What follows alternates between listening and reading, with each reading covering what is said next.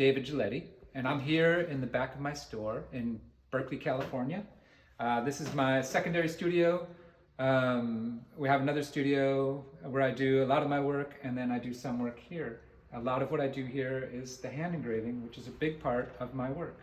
I make most of my pieces by what we call hand fabrication, and what that means is that I use a ingot mold like this, and I will take metal and put it into a ceramic crucible, which is a little melting cup, and heat it with a torch, and then pour the molten metal into this ingot mold, and that way I can get a little ingot, and we can roll that out with a rolling mill and make different shapes of wire and sheet that we then cut up and solder together and form into jewelry like this.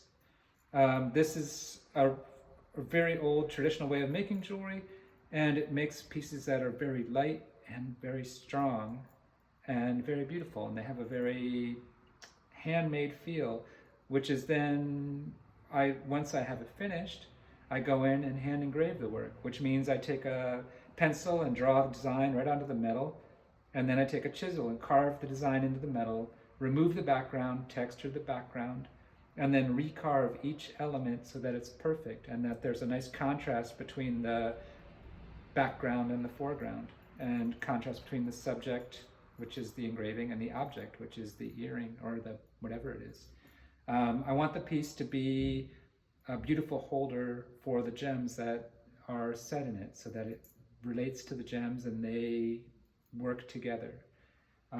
This is the graver's ball or jeweler's ball.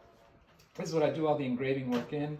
I will lock the work into this vise, which spins and can pivot and turn, and then I hold the tool, and I might rotate the tool just a little bit to get the width of the cut to change, and then I get all the nice curves by turning the tool, or turning the vise as I hold the tool, and that gives me all those beautiful flowing curves, and it lets me have this relationship that's similar to drawing, but actually more accurate. And then